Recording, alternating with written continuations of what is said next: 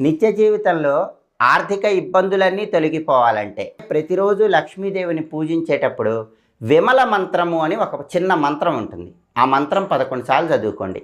కాలి అందెలు గల్లు గల్లుమని మీ ఇంట్లో లక్ష్మీదేవి నాట్యం చేస్తుంది.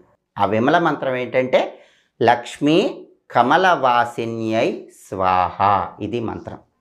లక్ష్మీ కమలవాసిన్యై స్వాహ.